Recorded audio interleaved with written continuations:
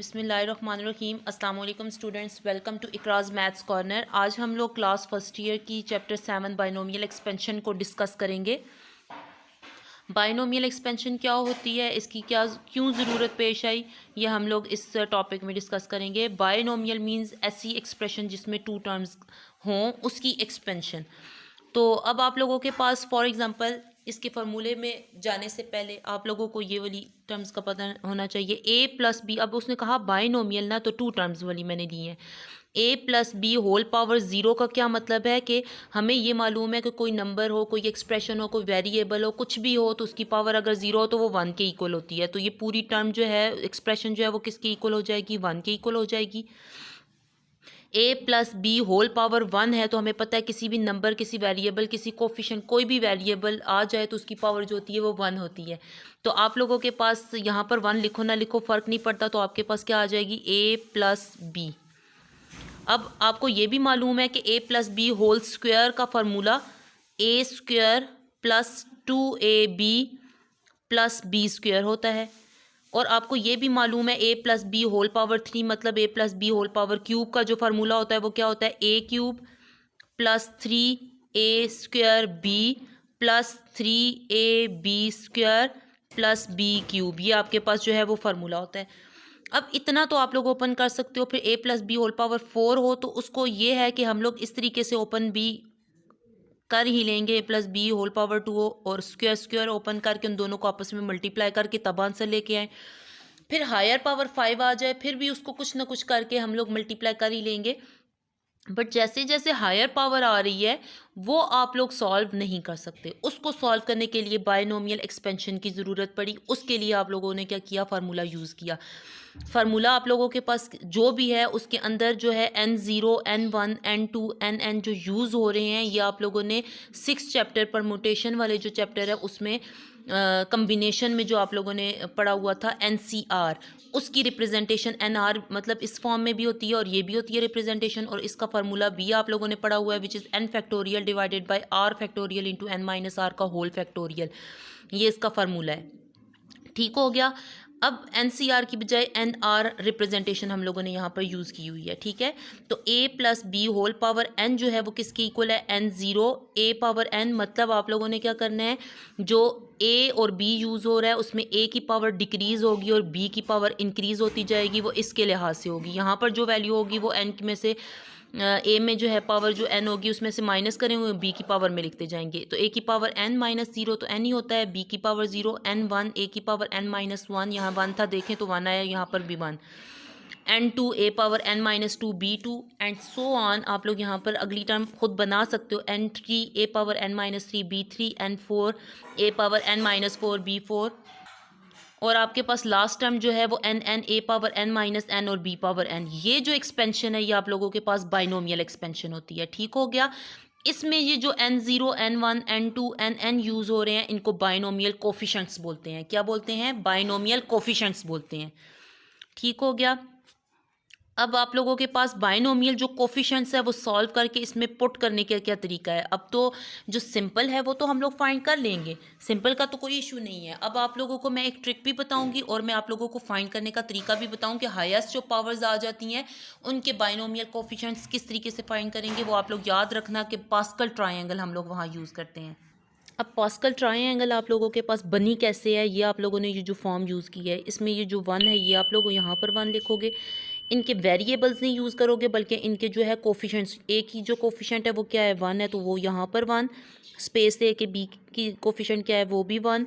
Next ए का coefficient one और to A B का कोफिशेंट टू और बी का कोफिशेंट वन यहाँ पर आएगा। नेक्स्ट आपके पास क्या आएगा? वन थ्री थ्री और इस बी का कोफिशेंट भी यहाँ पर आएगा वन। फोर आपने सॉल्व नहीं किया हुआ तो आप लोगों के पास खुद बनाना है आपने। ठीक है, वो अब बनेगा कैसे? क्वेश्चन अराइज होता है, वो कैसे बनेगा और मुझे कैसे पता चला, इसकी ट्रिक क्या है, वो कैसे बनेगा। अब ये वन था, यहाँ वन, ये वन, यहाँ से तो आप लोगों ने स्टार्ट करना है। नेक्स्ट वन लिखोगे, फिर इन दोनों वन और वन को प्लस करोगे तो टू आया और लास्ट में वन। उसके बाद आप लोगों ने क्या करना है, ये वाला वन यहाँ पर आया, वन और टू को प्लस किया तो यहाँ पर थ्री आया।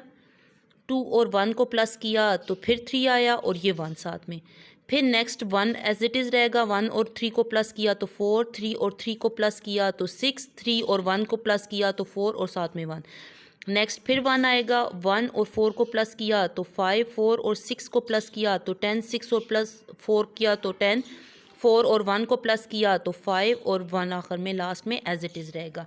ये किस वक्त एग्जिस्ट करेगा? जब a प्लस बी की पावर n जो है वो 0 होगा तो उसमें 1 कोफिशेंट, n जो है वो अगर 1 हुआ तो उसमें 2 कोफिशेंट्स यूज़ होंगे, n इज़ इक्वल टू 2 हुआ तो उसमें 3 आप लोगों के पास यूज़ होंगे, n इज़ इक्वल टू 3 मतलब वो जो बाइनोमियल कोफिशेंट है n0, n1, n2, n3 इनकी जगह वैल्यूज़ आप लोगों ने यहाँ से देख के पुट करनी है। n0 हुआ तो ऑफ कोर्स आप लोगों के पास n0 ये आएगा तो 1 आएगा। n1 तक जो आपकी एक्सपेंशन अगर होती है तो वो 2 ही टर्म्स की एक्सपेंशन होगी तो 1 1 दोनों के साथ लिखोगे। n2 के लिए 3 एक्सपेंशन होंगी तो 1 2 1 और फिर 1 3 3 1 मतलब जो पावर आएगी कोफिशेंट सॉल्व करने की ज़रूरत नहीं है, वो NCR का फार्मूला डाल के उसमें सिर्फ आप लोग यहाँ से पावर 3 देख के यहाँ से कोफिशेंट्स यूज़ करके यहाँ पर पुट करना है, ठीक है। बाकी कैलकुलेशन ज़्यादा हो जाती है तो इनको यहाँ से देख के यहाँ पर आराम से पुट कर सकते हो। n is equal to 4, n is equal to 5 और n इज़ इक्वल टू 6 के लिए भी सॉल्व कर लेते हैं। यहाँ पर 6 आ जाएगा, यहाँ पर 15 आ जाएगा, यहाँ पर 20 आ जाएगा, यहाँ पर 15 आ जाएगा, यहाँ पर 6 आएगा और यहाँ पर 1। ये n इज़ इक्वल टू 6 के लिए है। अब एक और चीज़ जो याद करने वाली चीज़ है वो ये है, हमेशा याद रखिएगा जो भी पावर आएगी वो हमेशा क्या देगी? एक ज़्यादा टर्म देगी, ठीक है। अब पावर 0 थी तो इसमें एक ज़्यादा टर्म आई है तो मतलब एक ही टर्म आई है। पावर 1 है तो इसमें कितनी टर्म्स हैं? 2 टर्म्स हैं। पावर 2 है तो देखो गिनो कितनी टर्म्स हैं? 3 टर्म्स हैं। पावर 3 है तो इसमें कितनी टर्म्स हैं? 4 टर्म्स हैं। ऑफकोर्स पावर 4 होगी तो 5 टर्म्स, पावर 5 होगी तो 6 टर्म्स, पावर 6 होगी तो 7 टर्म्स, पावर 8 होगी तो 9 टर्म्स, पावर 11 हुई तो 12 टर्म्स, इसी तरह सोआन। मतलब आप लोगों को क्या याद रखना है कि अगर आपसे ये MCQs में भी पूछा जाए बाइनोमियल एक्सपेंशन में a प्लस बी पावर जो भी आपको गिवन हो तो इसमें कितनी नंबर ऑफ़ टर्म्स होंगी, तो आप लोगों ने क्या करना है, जो भी पावर होगी तो एक ज़्यादा नंबर ऑफ़ टर्म बतानी है, ठीक है। ये आप लोगों ने ये वाली चीज़ भी याद रखने वाली है। अब ये जो आपके पास एक एक्सपेंशन है ये हम लोग यहाँ पर सॉल्व करके चेक कर लेते हैं कि ये कैसे इसमें पुट होती है, ठीक है। n0 n1 n2 n3 और ये वाली ट्रायंगल जो है पास्कल ट्रायंगल को कोफिशिएंट्स यहाँ पर पुट करते हैं। a प्लस बी, ए की जगह a, b की जगह b यहाँ पर हम लोग पुट करेंगे और n की जगह हम लोग यहाँ पर 2 पुट करेंगे। मैं इस एक्सपेंशन को ओपन करना चाह रही हूँ चेक करने के लिए। a प्लस बी पावर 2 को मैं कहती हूँ इस फार्मूले के तहत आप लोग सॉल्व करो तो कैसे करोगे? a plus B power 2, n 2 है 0, a ही है पावर 2 और b power 0 plus 2 1, a power 2 minus 1, b power 1 plus 2 2, a power 2 minus 2, b power 2 और यहाँ तक लास्ट में जो पावर होगी उतनी ही ओपन करनी है। पावर 2 थी तो 2 2 तक ओपन हुआ है, ठीक है। नेक्स्ट आपके पास n की पावर क्या है? 2 है तो जहाँ पर चेक करेंगे कि पास्कल ट्रायंगल में n की पावर 2 के कोफिशिएंट्स क्या होते हैं, ठीक है।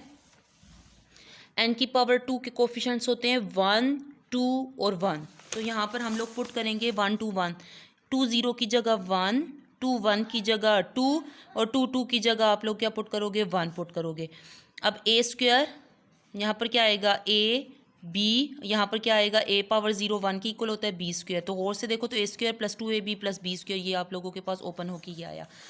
अब आपको जो ट्रिक बतानी है कि पास्कल ट्रायंगल भी यूज़ नहीं करना चाह रहे हो और आप लोग डायरेक्ट लिखना चाहते हो तो हमेशा याद रखना, हमेशा पहली टर्म का कोफिशिएंट जो होगा वो हमेशा 1 होगा, 2 0 हमेशा 1, और जो 1 का कोफिशिएंट लास्ट वाला जो होगा वो हमेशा 1 होगा। फर्स्ट वाला भी 1 और लास्ट वाला कोफिशिएंट भी हमेशा 1 होगा। सेकंड वाला जो होता है वो हमेशा जो इसकी पावर होती है वो इसका होगा। ये तो अभी मैंने थोड़ा कम लिया है ना, फर्स्ट का 1 और लास्ट का भी 1, सेकंड वाला जो इसकी पावर होगी वो कोफिशिएंट और सेकंड लास्ट का कोफिशिएंट भी वही होगा जो फर्स्ट वाला जो सेकंड टर्म में आता है वो वाला कोफिशिएंट, ये याद रखिएगा।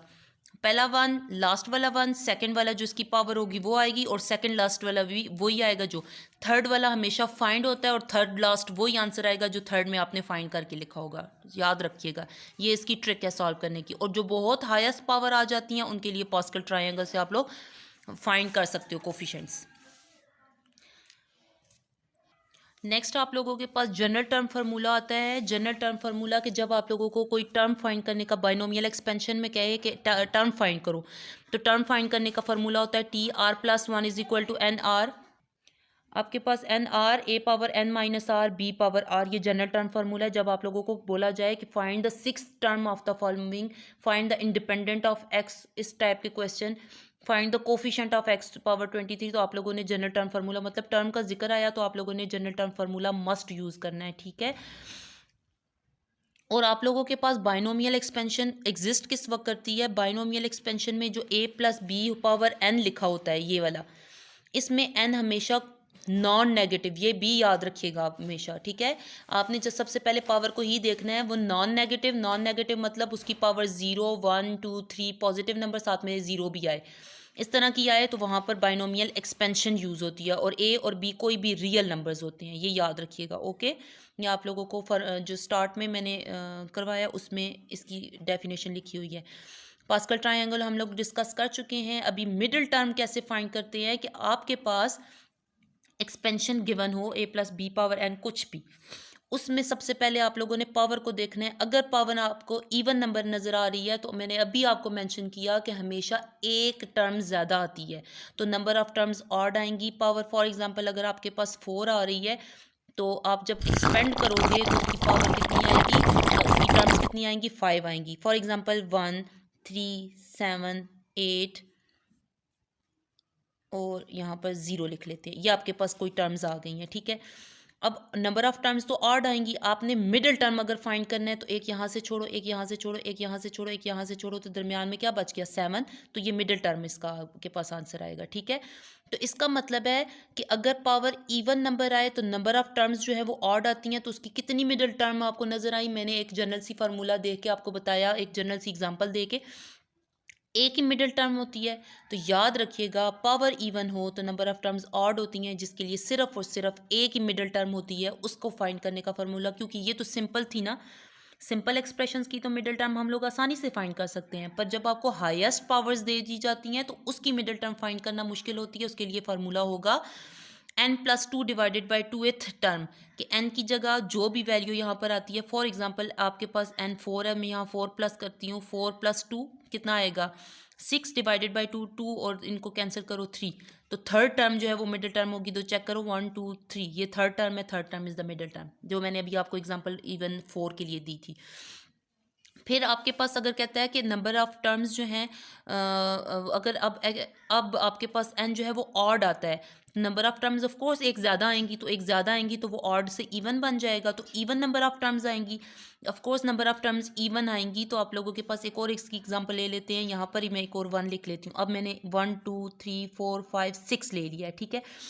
6 इवन टर्म्स आ रही हैं, तो एक यहाँ से छोड़ो, एक यहाँ से, यहाँ से, यहाँ से, यहाँ से और यहाँ से, तो फिर दरमियान में कुछ नहीं बचता। इसका मतलब है दरमियान में 2 टर्म्स बच रही हैं, दोनों इस साइड से छोड़ते जाओ तो दरमियान में 2 टर्म्स बच रही हैं। जब नंबर ऑफ टर्म्स इवन होंगी तो मिडिल टर्म आपके पास कितनी आएंगी, 2 आएंगी, और अगर हाईएस्ट पावर्स आएंगी तो उनके लिए आप लोग फार्मूला यूज़ करोगे n+1 divided by 2th term और n+2 divided by 2th term. इधर यहाँ पर ऑड वैल्यू जो n की है वो पुट करोगे।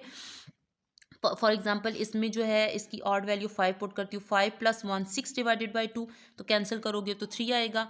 यहाँ पर 5 पुट करो, 8 डिवाइडेड बाई 2 कैंसिल करोगे 4, तो 3 और 4th टर्म जो है वो आपके पास 2 मिडिल टर्म्स आएंगी।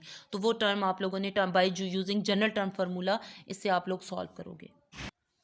आपके पास क्वेश्चन है find expansion x + y power 6, expansion find करनी है, पावर आपके पास 6 मतलब नॉन नेगेटिव है, पॉजिटिव वैल्यू आ रही है, तो आपके पास एक्सपेंशन कुछ ये होती है। फार्मूला आप लोगों को बता दिया है, a की जगह x, b की जगह y और n की जगह 6 पुट करें इस फार्मूले में, तो आपके पास फॉर्म बनेगी a + b की जगह आपने क्या x + y whole power 6 is equal to 6 0, a क्या है x पावर 6 और b आपके पास y है, y power 0 plus 6 1 x power 6 minus 1 y power 1 plus 6 2 x power 6 minus 2 y power 2 plus 6 3 x power 6 minus 3 y 3 plus 6 4 x power 6 minus 4y 4, 6 5, x power 6 minus 5y 5, 6 6, X power 6 minus 6 और y 6। अब आप लोगों ने यहाँ पर coefficients, मैंने क्या कहा, इसका कोफिशेंट क्या होगा, हमेशा 1, और लास्ट वाले का कोफिशेंट भी 1। सेकंड वाले का कोफिशेंट जो इसकी पावर होगी वो लिखोगे, और सेकंड लास्ट की कोफिशेंट भी वही रहेगी। थर्ड वाला फाइंड करोगे, थर्ड लास्ट का आंसर भी वही आएगा, और फोर्थ वाला भी फाइंड करोगे। अब n पावर 6 है तो इसका कोफिशेंट्स आप लोग जो यूज़ करोगे वो आप लोग क्या यूज़ करोगे, फाइंड कर लिया था 1 6 15 20 15 6 और 1, ये आप लोगों ने फाइंड कर लिया था, ठीक है। तो इसको हम लोग क्या करेंगे, कोफिशेंट्स को यूज़ करेंगे, 1 6 15 20 15 6 और 1। पहले का कोफिशेंट क्या आ गया, 1, लास्ट वाले का ऑफ कोर्स 1 ही होगा। एक्स पावर 6 प्लस दूसरे का 6 एक्स पावर 5 वाई प्लस आपके पास 15 आया था, X power 4 Y power 2 plus last वाला फिर 20, उसके बाद क्या आएगा, X power 3 Y 3 plus 15 X power 2 Y 2 plus 6 X power 1 Y 5 और लास्ट वाला 1 एक्स पावर 0 वाई क्या आ जाएगी, 6 आ जाएगी। इसको लास्ट में 1 लास्ट में से और इसको सॉल्व करने के बाद जो एक्सपेंशन बनेगी वो इसका रिक्वायर्ड आंसर आएगा, ठीक है। ये एक्सपेंड करने का तरीका था। नेक्स्ट क्वेश्चन है, find 6th term in the expansion. Expansion के मैंने कहता है इसकी 6th टर्म फाइंड करो। एक तरीका ये है, इसको एक्सपेंड कर लो और इसकी 6वीं जो टर्म है वो फाइंड कर लो। दूसरा आपको तरीका आसान मैला मैंने बताया था कि जनरल टर्म फार्मूला यूज़ करके, अगर वो कहता है कि टर्म फाइंड करो तो जनरल टर्म फार्मूला आप लोगों ने हमेशा यूज़ करना है। तो आप लोगों के पास जनरल टर्म फार्मूला ये है, ए की जगह क्या पुट करेंगे, put A is equal to, यहाँ पर क्या लिखा हुआ है 3x, बी की जगह 2y और n की जगह 12, बी की जगह 2y और आपने n की जगह क्या पुट करना है, 12 पुट करना है। तो आपके पास बनेगा t, 6 टर्म है ना। एक और चीज़, आप लोगों ने 6th टर्म फाइंड करनी है, तो r को ऐसी कौन सी वैल्यू पुट करो कि 1 प्लस हो तो वो 6 बन जाए। ऑफ कोर्स 5 पुट करोगे, r की जगह क्या पुट करोगे, 5। हमेशा याद रखिएगा आर को हमेशा वो वाली वैल्यू पुट की जाती है जो आप लोगों को मेंशन हो उससे एक कम। अगर ये 7th टर्म होती तो आर को क्या पुट करते, 6। अगर ये आप लोगों के पास 10th फाइंड करने का बोलता तो फिर आप लोग 9 पुट करते। तो यहाँ पर क्या आएगा, 5 + 1 इज़ इक्वल टू, एन आपके पास क्या है 12, आर क्या है आपके पास 5, ए क्या है आपके पास 3x पावर, एन क्या है आपके पास 12 माइनस आर क्या है 5, बी क्या है आपके पास 2y, आर क्या है आपके पास 5।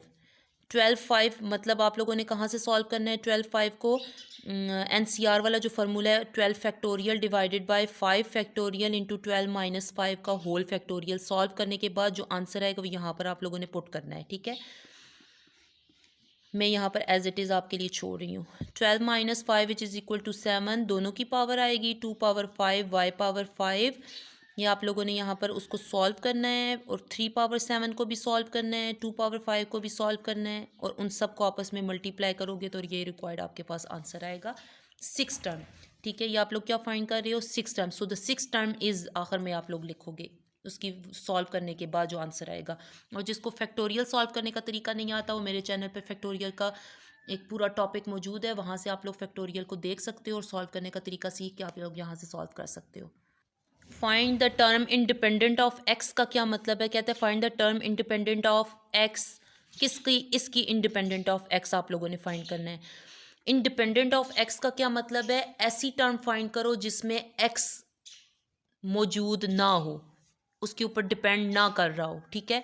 तो x मौजूद ना होने का क्या मतलब है, वहाँ पर x क्या होगा, x पावर 0, क्योंकि हमें पता है किसी की पावर 0 वो 1 के इक्वल होती है। वहाँ पर इंडिपेंडेंट ऑफ x क्या हुआ, फिर x पावर 0। तो तरीका क्या है, सबसे पहले आप लोगों ने क्या करना है, यहाँ जनरल टर्म फार्मूला यूज़ करके उसमें से सारे x को इकट्ठा, कोफिशेंट्स को इकट्ठा करना है और फिर लास्ट में r की वैल्यू फाइंड करके इसमें पुट करोगे तो तुम लोगों को टर्म मिल जाएगी, ठीक है। यहाँ पर a की जगह x और b की जगह -1/x पुट करेंगे। Put a is equal to x and b equals to -1/x और n is equal to 21 put करो। तो यहाँ पर t r + 1, अभी r हमें मालूम नहीं है, वो टर्म हम लोगों ने खुद फाइंड करनी है जिसके लिए r की वैल्यू का होना ज़रूरी है। अब ये सारा काम आर को फाइंड करने के लिए पहले हम लोग कर रहे हैं, ठीक है। एन क्या आपके पास 21, आर एक है आपके पास X power N minus R, N 21 है माइनस आर, और बी आपके पास क्या है -1/x की पावर आर। 21 आर एक्स की पावर 21 माइनस आर -1 की पावर आर, माइनस के ऊपर भी आर अप्लाई करोगे और एक्स को ऊपर लेके जाओगे तो साइन नेगेटिव हो जाएगा माइनस आर। अब ये वाला एक्स और ये वाला एक्स आप लोग इकट्ठा करोगे, 21 आर एक्स की पावर 21 माइनस आर -1 पावर आर, और यहाँ पर भी माइनस आर आ जाएगा, ठीक हो गया।